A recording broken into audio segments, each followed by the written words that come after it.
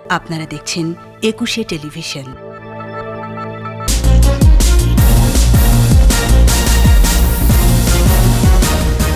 মহামারীকালে ঘরবন্দি ঈদ, স্বাস্থ্যবিধি মেনে মসজিদে জামাত, করোনার দুঃসময় পেরিয়ে সুদিনের জন্য প্রার্থনা।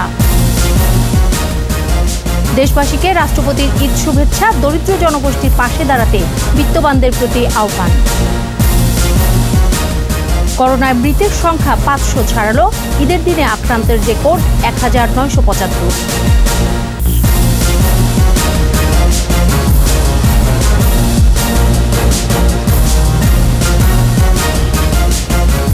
ঈদ মুবারক।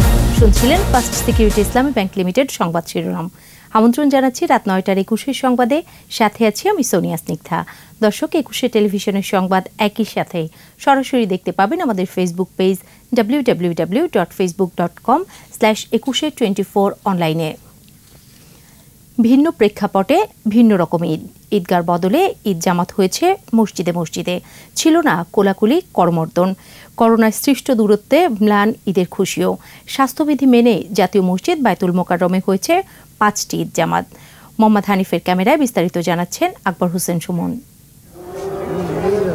এক মাস সিয়াম সাধনায় পূর্ণতা পায় ঈদুল ফিতরের নামাজ।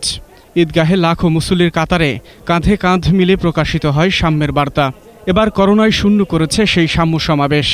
তোমার জনসম্পদকে মূল্যায়ন করো, অভাবগ্রস্ত হওয়ার আগে। জামাত অনুষ্ঠিত হয়েছে ঈদগাহর বদলে মসজিদে, তাও নিয়ম মেনে নির্দিষ্ট দূরত্বে। সুদিন ফিরে পাবার প্রার্থনা মুসল্লিদের। কোলাকুলিহীন ঈদ খানিকটা নিরানন্দ, তবুও নিরাপদ থাকুক প্রিয় স্বদেশ, এমন প্রার্থনা সকলের। করোনা ভাইরাসের কারণে আমাদের পরিস্থিতি খুবই চেঞ্জ হয়ে গেছে। প্রেক্ষাপট বিবেচনায় ঈদ আনুষ্ঠানিকতায় হ্রাস টানলেও রাষ্ট্রের ভাবনায় বৃহত্তর স্বার্থ। আমাদের মুসল্লি ভাইয়েরা সেই নিয়ম কানুন যথাযথভাবে মান্য করেছেন এবং এ পর্যন্ত কোনো মসজিদে মুসল্লিদের আক্রান্তের কোনো খবর আমরা শুনি না। নামাজে দূরত্ব, কোলাকুলিতেও দূরত্ব। তবে কি করোনার সংক্রমণ এড়াতে ঈদের খুশি ভাগাভাগিতেও দূরত্ব? না, সবার প্রতি সহনশীল হলেই কমবে মানবিকতার দূরত্ব। আকবর হোসেন সুমন, 21 টেলিভিশন, ঢাকা। পবিত্র ঈদুল ফিতর উপলক্ষে দেশবাসীকে শুভেচ্ছা জানিয়েছেন রাষ্ট্রপতি মোহাম্মদ আব্দুল হামিদ। সকালে বঙ্গভবনের দরবার হলে ঈদের জামাতে অংশ নেন রাষ্ট্রপতি।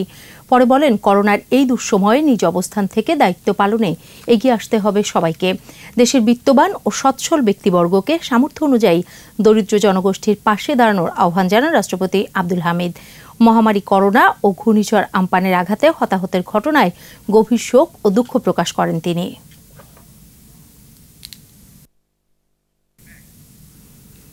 ঈদুল ফিতর উপলক্ষে যুদ্ধাহত মুক্তিযোদ্ধাদের মিষ্টি ও ফল পাঠিয়েছেন প্রধানমন্ত্রী শেখ হাসিনা।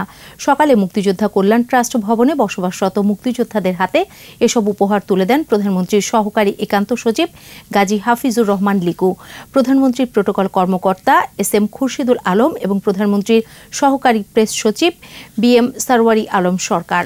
এ সময় প্রধানমন্ত্রীর নেতৃত্বের প্রশংসা এবং তার দীর্ঘায়ু ও সুস্বাস্থ্য কামনা করেন মুক্তিযোদ্ধারা।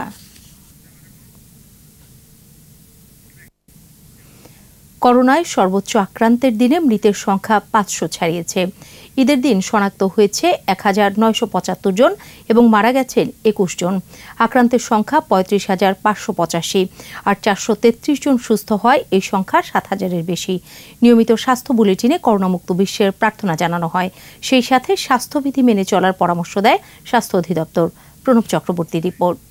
জানাই ঈদ মোবারক এবং আসসালামু আলাইকুম। পরম করুণাময়ের কাছে আমাদের সকলের প্রার্থনা, এই পৃথিবী আবার সবকিছু আগের মতো স্বাভাবিক হয়ে যাক।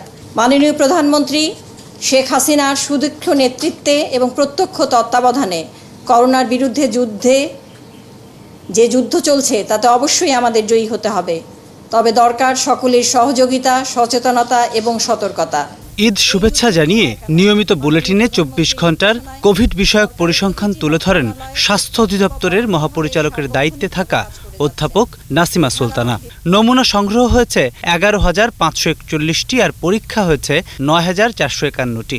এতে আক্রান্ত হয়েছেন 1,975 জন। 433 জন সুস্থ হওয়ায় এ পর্যন্ত মোট সুস্থতা 7,334। এই ঈদের দিনেও আমাদের মৃত্যু সংবাদ দিতে হচ্ছে। 24 ঘন্টায় মৃত্যুবরণ করেছেন 21 জন। এ পর্যন্ত মৃত্যু 501 জন।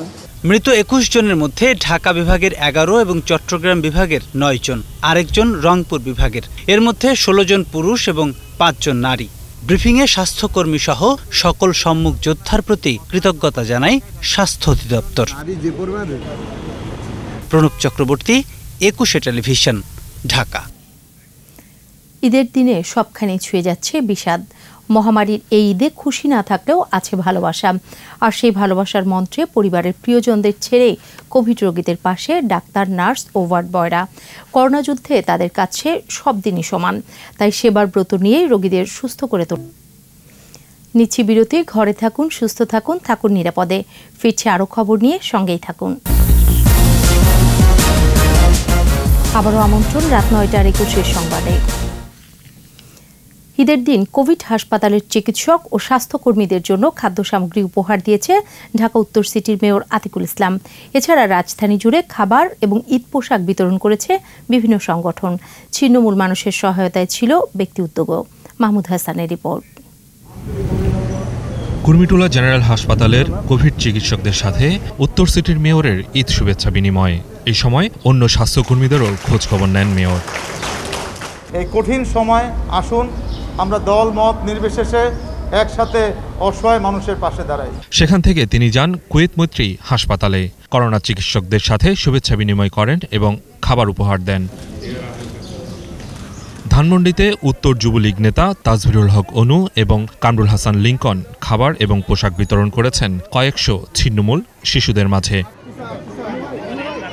স্বপ্ন ফাউন্ডেশন হাজারখানেক মানুষের কাছে খাদ্য বিতরণ করে। ঢাকা বিশ্ববিদ্যালয় এলাকায়ও খাদ্য সহায়তা নিয়ে ছিন্নমূল মানুষের পাশে দাঁড়ায় কয়েকটি সংগঠন। মাহমুদ হাসান, একুশে টেলিভিশন, ঢাকা। আমাদের সাপ্তাহিক আয়োজন সোশ্যাল ইসলামী ব্যাংক লিমিটেড, সম্ভাবনার বাংলাদেশ।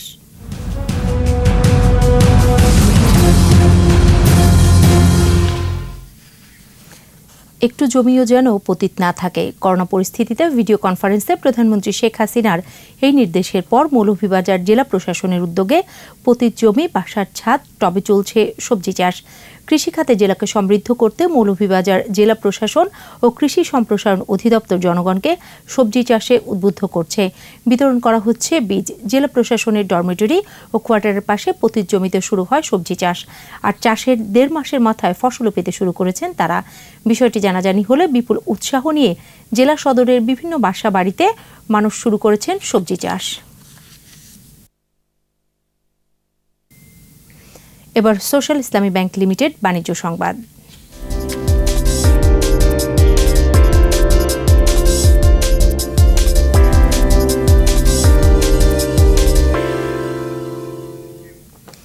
করোনার প্রভাবে যুক্তরাষ্ট্রকে পিছনে ফেলে বিশ্ব অর্থনীতির নেতৃত্ব দেবে চীন।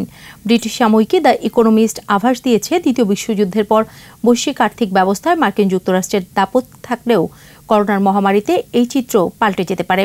আর্থিক খাত সহ সামগ্রিকভাবে মার্কিন নেতৃত্বে প্রশ্নের মুখে পড়ছে বলে মনে করছে সাময়িকীটি। কোভিড-19-এর পর মার্কিন যুক্তরাষ্ট্র ঘর সামাল দিতেই হিমশিম খাবে, আর এই সুযোগটি নেবে চীন, বলছে দ্য ইকোনমিস্ট। এরই সাথে শেষ করছি রাত 9টার 21 সংবাদ। যাবার আগে ফার্স্ট সিকিউরিটি ইসলামী ব্যাংক লিমিটেড সংবাদ শিরোনামগুলো আরও একবার।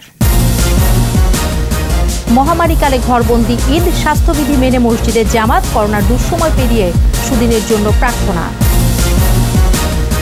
দেশবাসীকে রাষ্ট্রপতির ঈদ শুভেচ্ছা, দরিদ্র জনগোষ্ঠীর পাশে দাঁড়াতে বিত্তবানদের প্রতি আহ্বান।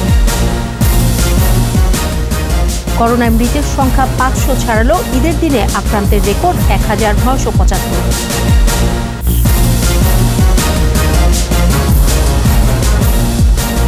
সর্বশেষ খবর জানতে ডায়াল করুন 2021 নম্বরে, আর ভিজিট করুন ekushe-tv.com ওয়েবসাইটে। এছাড়া ফেসবুকে লগ অন করতে পারেন facebook.com/ekushe24 অনলাইনে। পরের সংবাদ রাত 11টায় দেখার আমন্ত্রণ রইল। ঘরে থাকুন, সুস্থ থাকুন, থাকুন নিরাপদে।